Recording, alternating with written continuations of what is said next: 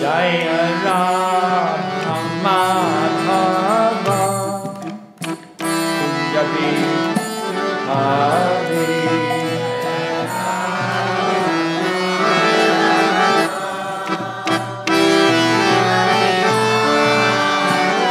Jaya Radha Madhava Kunjabi Hare Hare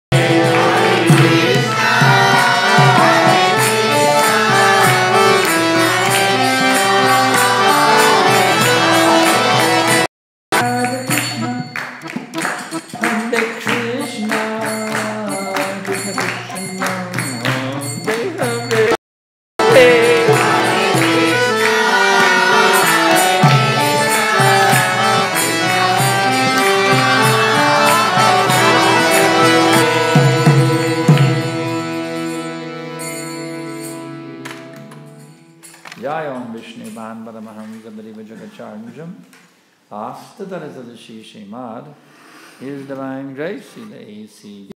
Srila Prabhupada Ki Jai. Srila Prabhupada flooding the whole universe with ecstatic Krishna Prema Ki Jai. Jayam Ki Jai.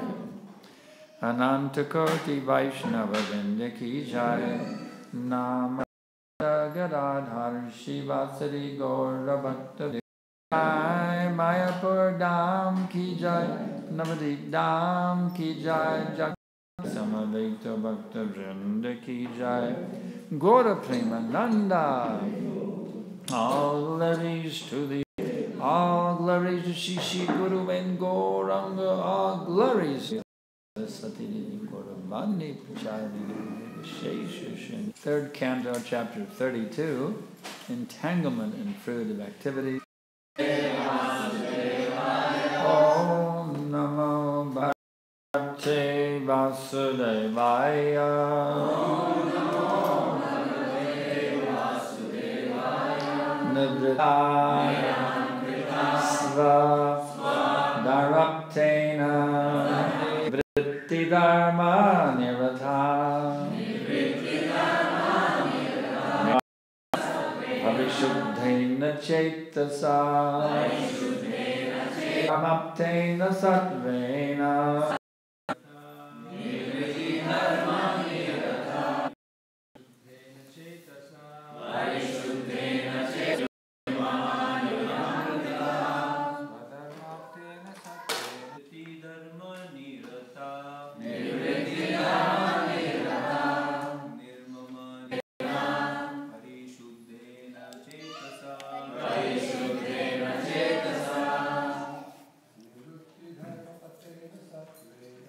Vasadatena Sadvena Nirita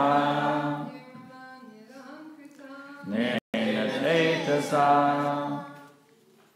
Krita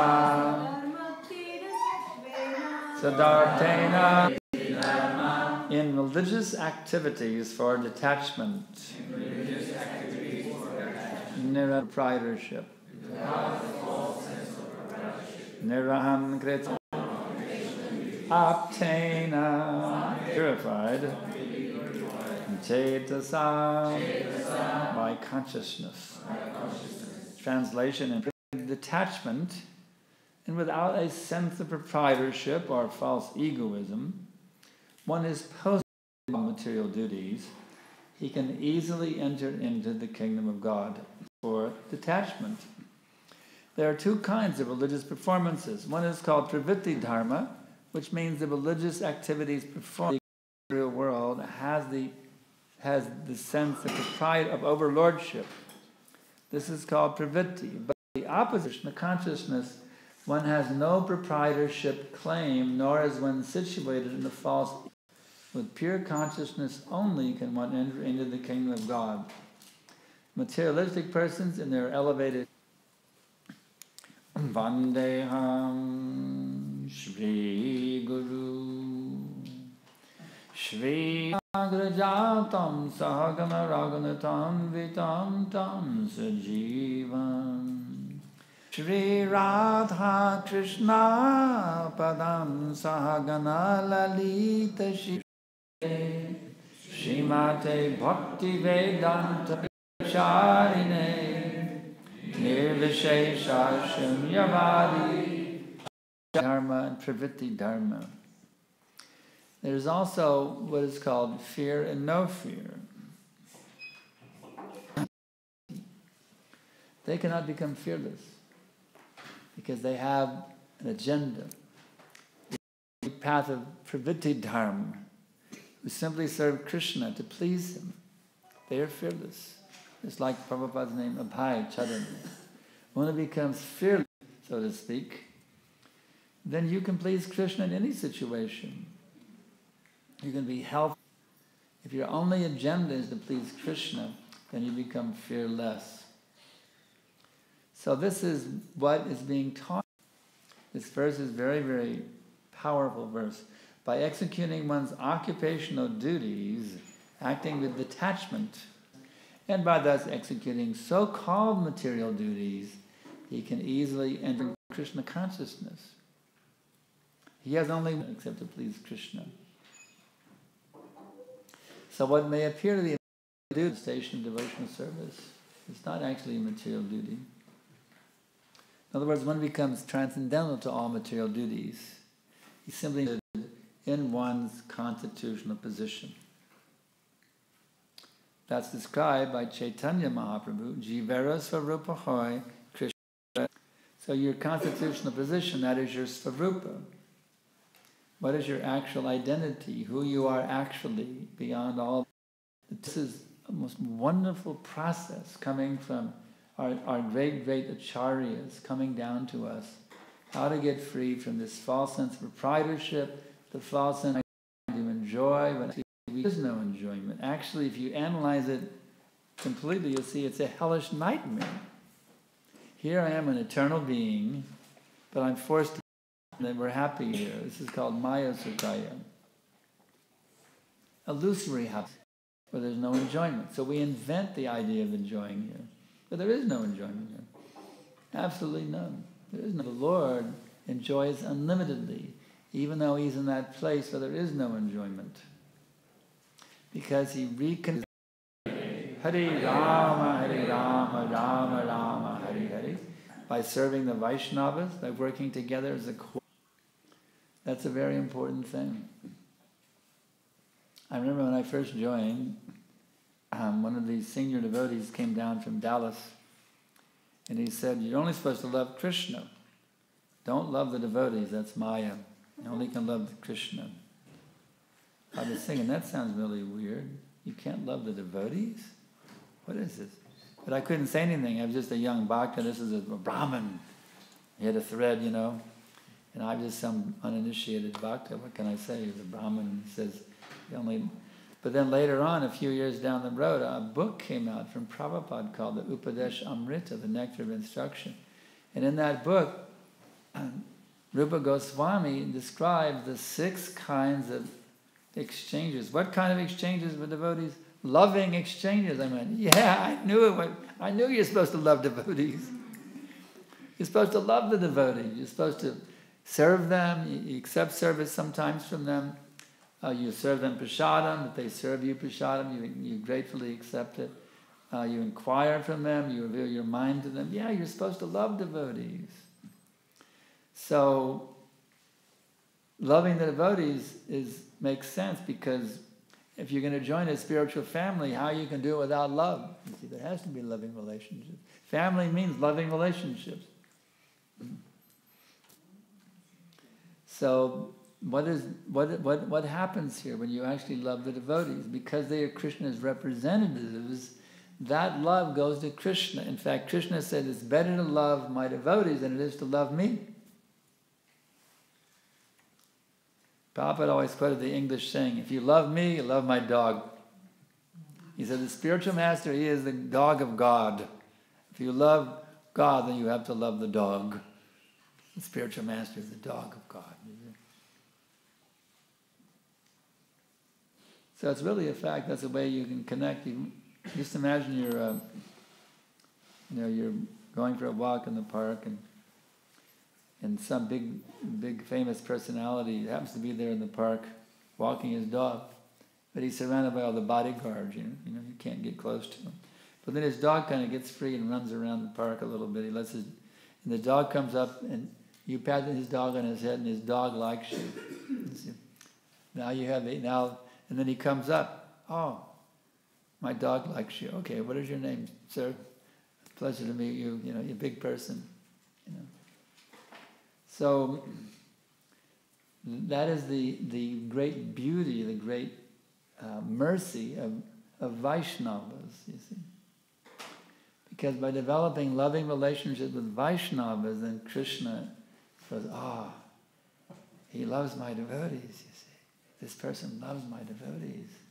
Then Krishna becomes very, very pleased, you see. He becomes very, very pleased. Prabhupada told us in London, actually, who is the topmost devotee, Srimati Radharani. Prabhupada told us in London, on Radhastami Day, how we should pray to Radharani.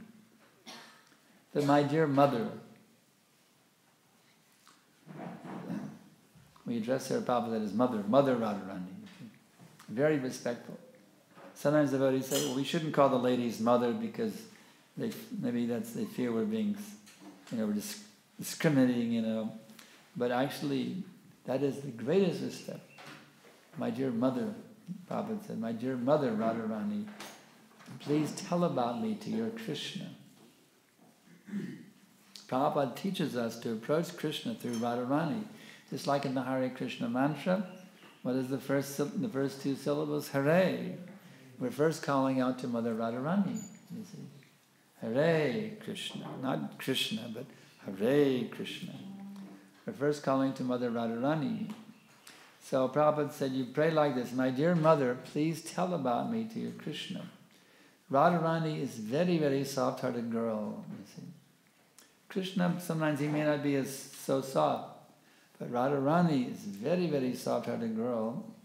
And if you, by calling out to her and asking that please tell about me to your Krishna, and Prabhupada said, Radharani will recommend like this. She'll say, oh, my dear Krishna, just see this devotee here. He is a better devotee than me. Radharani will present that you are a better devotee than she is. That's what Prabhupada told us. If you humbly beg her to tell about me to your Krishna, she will do that. And she'll recommend that this is a better devotee than me. So Krishna became very interested. Oh, someone better than my Radharani? Let me see who is this devotee, better than my Radharani. You see. So it's a very nice lecture Prabhupada gave there on this. So this whole principle of approaching through the devotees of the Lord, you see, is very, very important. Just like here you have your temple president, Aniruddha Prabhu.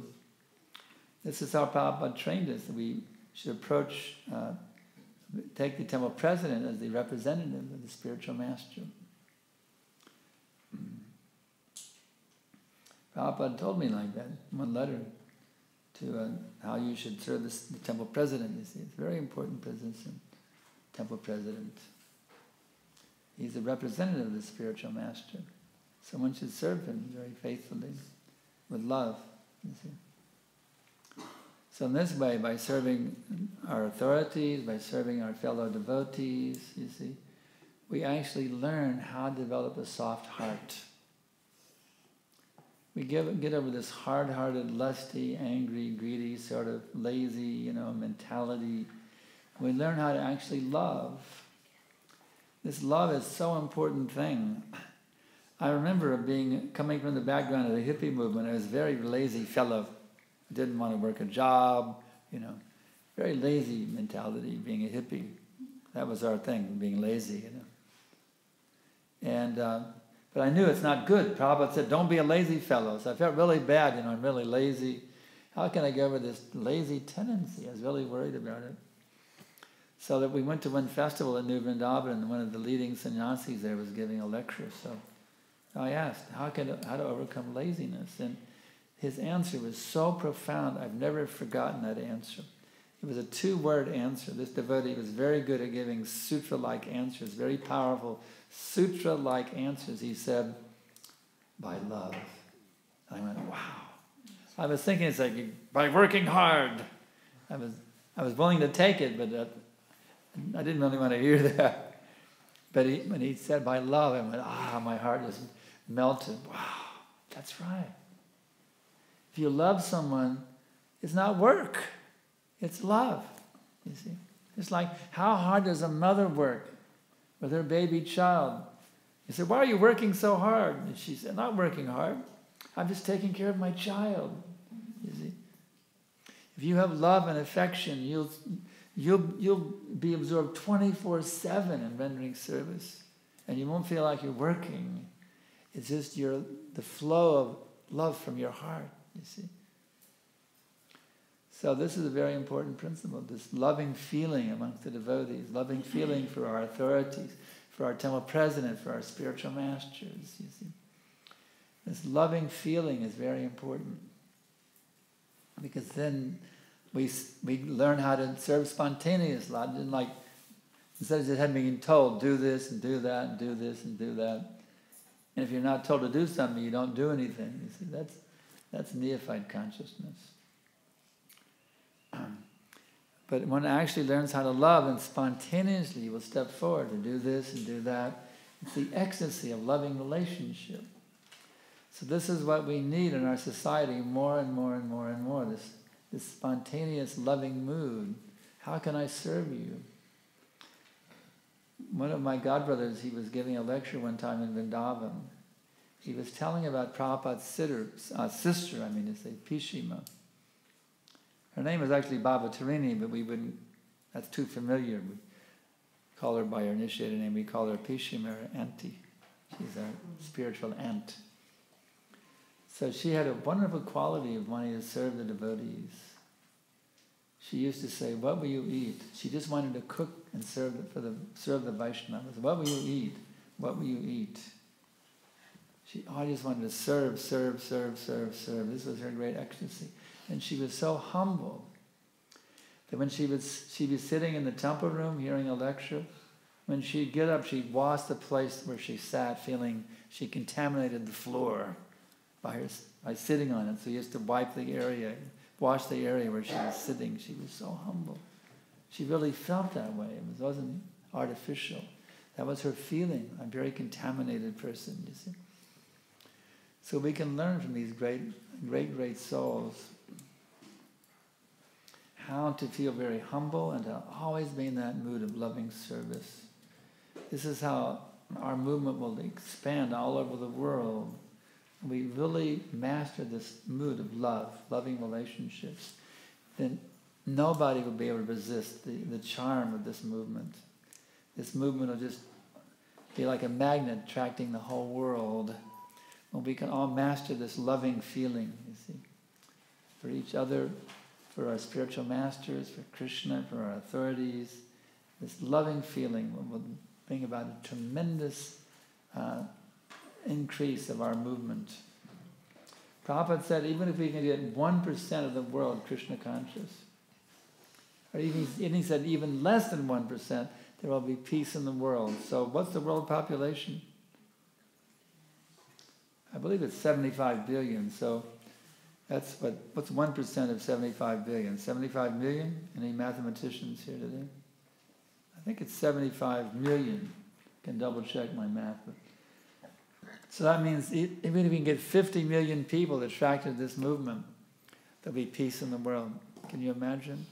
No more terrorism, no more slaughterhouses, no more abortion clinics. If all this sinfulness goes away, even the weather will improve. All these things like drought and severe cold, forest fires, these things are karmic reactions to sinful activities. If this Krishna consciousness movement, Prabhupada said, can be accepted as the world religion, it can come to that point. So the more we can spread this Krishna consciousness movement, the more the upheavals in the material world will be diminished. So maybe there's some questions now, I can try to answer them.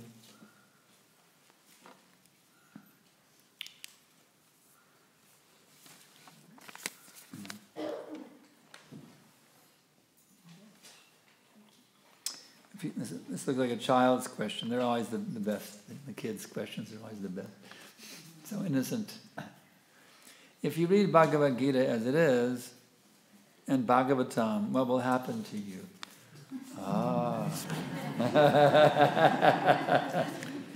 You will see Krishna in due course. False ego is so subtle that it goes unnoticed, and when it pointed out to it, we don't want to accept it as false ego and give justification. Isn't it a fact? I mean, we're so damn puffed up. As soon as you correct me, what do you mean? I'm doing something wrong. Don't you know who I am? You know, this kind of mood we have, we're infected with this. We really have to, come off our high horses and learn how to be humble. Not a show of humility, Don't you realize how humble I am, Prabhu? Not like that, not like that, you know. We have to really develop humility, you know, feeling ourselves lower than the straw on the street. Another kid's question. Why are people attached to sense gratification? Because they think it will make them happy. Because they have the false idea that sense gratification will make them happy. That's why they're attached to it. They don't realize that sense gratification means you're simply drinking poison. They're thinking it's nectar, but it actually is poison. If you chant 16 rounds every day, what will happen to you? The same question, same child. You'll become a pure devotee, and you'll go back to Godhead. When you give prasadam to people, why the kids first? Because Prabhupada always called for the children. I'm following his footsteps. He would have the children come. We want you kids to understand we love you. And we really want you all to be happy in Krishna consciousness. Therefore, we honor you, children, by calling you first for prasadam. How does astrology and vastu work in devotees' life? Prabhupada actually said that astrology is not necessary for devotees. And I never bothered with astrology myself. I figured that, I might get discouraged or artificially elated by some astrological readings. Better take everything as Krishna's mercy and be transcendental to the influence of the stars. Actually, it's a fact that astrology means the influence of the stars. What does the stars mean? The predominating deities of the planets. So it means the demigods. The influence of the demigods is what actually astrology is talking about. So when you surrender to Krishna, you now become transcendental to the influence of the demigods. Now you're directly under Krishna's energy. Astrology is the material energy. It's not the spiritual energy. For someone who's a complete materialist, astrology makes sense. But for someone who's actually taking up devotional service seriously, they're becoming transcendental to the influence of the material energy, transcendental to the influence of the demigods. You may have been fated by astrological calculation to die at the age of 55, and because you're serving Krishna, you end up dying at the age of 80. You see what I'm saying? There's a quote from Prabhupada, as soon as you clap your hands in the kirtan, your palms have now changed. You see? So the devotee actually becomes transcendental to his chart. So it's not that important.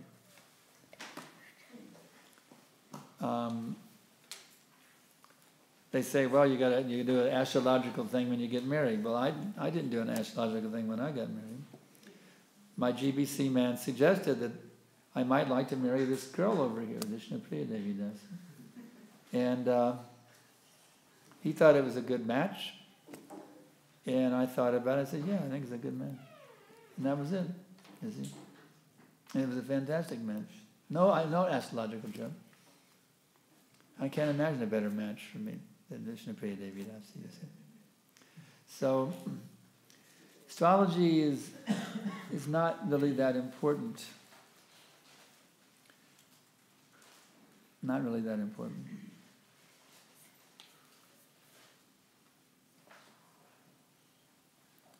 And Vastu, Prabhupada didn't. Vastu can be done, but again, Prabhupada didn't use Vastu, to my knowledge, for the Krishna Balaram temple in Vrindavan. Was there something wrong with that temple? It wasn't built according to Vastu. You see? How many times has Prabhupada mentioned Vastu in his books? You ever seen it even mentioned once in his books? I'm not saying we can't do these things, but they're not that. Did Prabhupada mention Vastu in the books? You see the word. Huh? You see the word. He mentioned Vastu. In Sanskrit. Yeah. But Prabhupada rarely mentioned Vastu. Yeah. I mean, I don't see that as that essential myself. Depends. It could be done, but It's like we just were able to get a temple building. We purchased a temple building in Austin. We didn't worry about Vastu. It's lined up with the street. It's held up with the street. We're not worried about Vastu. Oh, that's not Vastu. How can we worship in this building? It's not Vastu approved, Yeah. As soon as you chant, as soon as you have a kirtan, it's completely transcendental to Vastu.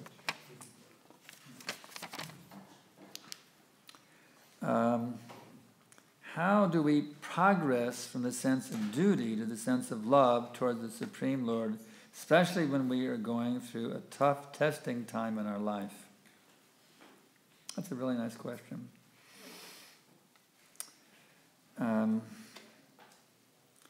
He's understanding very nicely, the questioner here, that going from the motive of duty, well, you have to do this and do that because you have to, it's your assigned duty, that's a beginning stage. But how to get beyond that, we're actually out of love, you see, which is the higher platform, which is opening up the perfectional platform. So how do you do that when you're going through a tough time in your life? Well, all of us go through tough times from time to time. It may be a health issue, it could be an economic issue. There's many different issues which come and go, like the changes of the seasons. So, first of all, if you can always remain dutiful, then you're on the right track. It's like you may have a duty given to you by your authority here in the temple. And you do that duty in all circumstances. If there's some extreme emergency, you may talk to your authority, but as a principle, you always stick to your duty. Duty is very much a principle in the Vedic culture. Even in ordinary material society, I remember when Godbrother, he grew up in Delhi, and he told about one man who had a cart in the neighborhood. And for decades, every day he was there with his cart. And one day, he was not there with his cart. His son was there with the cart because he retired.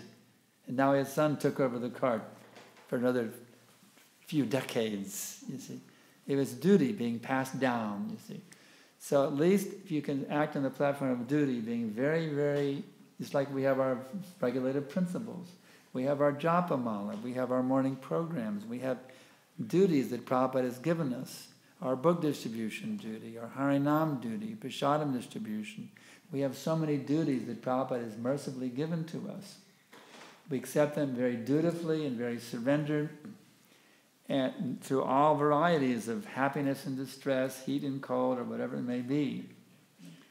Then, by that dutifulness, through all the ups and downs of the material nature, then that will allow us to enter into the realm of loving relationship. It takes time, but it does work. If you stick to doing your duty, following your initiation vows, chanting Hare Krishna, even if you don't feel any love for the holy name, sometimes you're just doing it out of duty. But if you stick to the duty, understanding I have to try to do this with love, bhaktya, you see, that verse, patram pushpam palam tayam yobya bhaktya prayachtati. If one offers me, does Krishna say, if one offers me a leaf, flower, fruit, or water, I'll accept it? No, he doesn't say that. If one offers me with love a leaf, a flower, fruit, or water, I will accept it. So that loving principle is very important for our service to be accepted. So even if we don't feel the love, we're doing it out of duty, we should try to develop the feeling of love. Because that loving feeling is very, very important for it to be accepted by Krishna. Okay?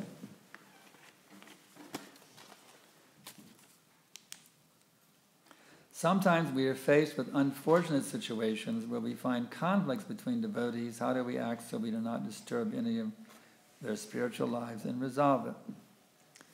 We have to understand that I am not God. You see, I'm not God. I'm not perfect. I'm a conditioned soul. I'm subject to 4 defects. So one should always be, if if there's some disagreement, you should always be completely willing to hear the other side of the story. You see? Conflict resolution can only take place when both parties are willing to hear and understand the other devotee's position. Not my way or the highway consciousness, you see. You have to always be willing to hear the other devotee's perspective. And if we all have that mood of always, even if there is a disagreement, to hear the other devotee, open-mindedly hear and consider the other devotee's perspective, we're all in that mood, and all these conflicts will work out. At times, unknowingly or involuntarily, we are whimsical when it comes to devotional service. How do we overcome this? Well, we just have to remember, don't be whimsical. Always take it very seriously. For example, Prabhupada was giving a lecture. Somebody chuckled. Prabhupada said, don't laugh. We are talking seriously. So we have to always take this process very seriously. Say, well, come on, I want to be jolly. I don't want to be serious. But wait a minute. You don't understand. The more you're serious, the more you become jolly, actually. The more you take this very seriously, that's how you become actually jolly, not the so-called jolly of, hee-haw, jolliness. But genuine jolliness or ecstatic mood comes to those who are very, very sober and very, very serious about becoming pure devotees and spreading Krishna consciousness to the fallen souls of this planet. How do we remember Krishna when we are doing work at school?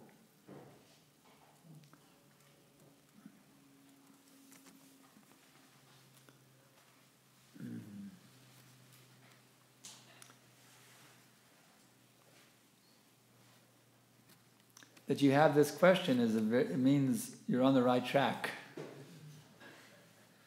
You can say, Krishna, please help me remember you while I'm doing this work here at school. Pray to him and ask him. Krishna, please help me here. I'm working at school or I'm at my job.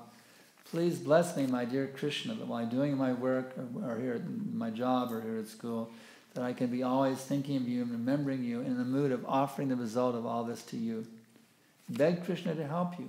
Whatever frailties or deficiencies you find in yourself or in your situation, that is a golden opportunity for you to beg Krishna to help you.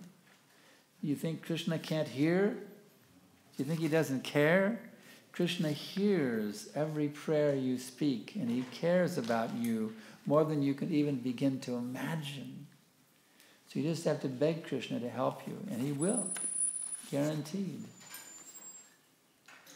When talking about engaging everything in Krishna's service, how do we draw the line between I have this, so I will engage it in Krishna consciousness, versus justifying my want for something with the justification of using it for Krishna?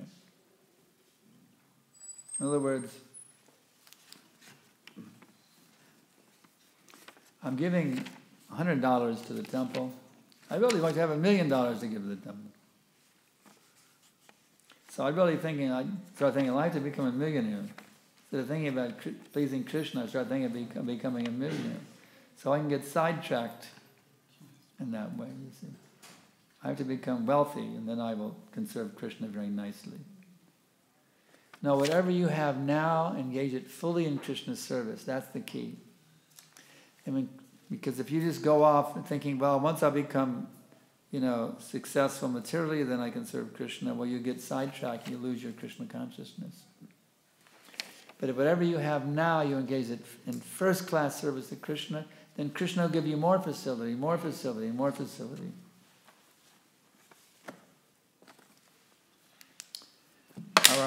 Are our family activities Krishna conscious duties? It depends.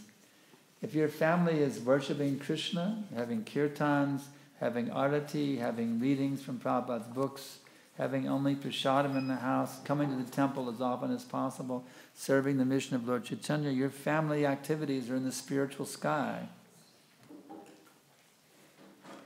But if you're neglecting devotional service in the name of family, then you're on the wrong track. When we serve Krishna, we get attached to doing service. It is the same with family, house, and children. As we serve them as Krishna's property, naturally you start developing attachment. Detachment is difficult. Prabhupada explains that it's natural to be attached to family. He mentioned them. It's a natural attachment. So you use that attachment in Krishna's service. I'm attached to my family members, all right. Then you should be very keen to see that they are advancing very nicely in Krishna consciousness and that you're setting a perfect example for them. Take your attachment and use it in Krishna's service. That is detachment. And now a kid's question. Why do we need to come to Śrīmad Bhāgavatam lectures? Because we are covered by the modes of nature. Because we are foolishly thinking, I am male, I am female, I am Australian, I'm American. We are caught up in all these illusions which are simply giving us ever-increasing confusion, suffering and confusion, you see. So we have to come out of these false identities. The Bhagavatam liberates us. By hearing the Bhagavatam, we realize, I'm not this body. I'm an eternal spiritual being. I'm qualitatively one with Krishna, who is eternal, full of knowledge and bliss. I'm also eternal, full of knowledge and bliss. Bhagavatam liberates us from all anxieties of the material existence. It enables us to cross over the ocean of birth and death and regain our original identities in the pastimes of the Supreme Person and His transcendental kingdom. Bhagavatam bestows the greatest happiness, Brahma Saukyam Tvanantam. It bestows unlimited happiness upon those who sincerely hear it. So there's millions of reasons to come to Bhagavatam class. Nityam Bhagavata Sevya. The Bhagavatam says you must always be absorbed in Bhagavatam, at least once a day, you see. So it's very essential. So we thank you all so much for coming to Bhagavatam. Srila Prabhupada ki jai.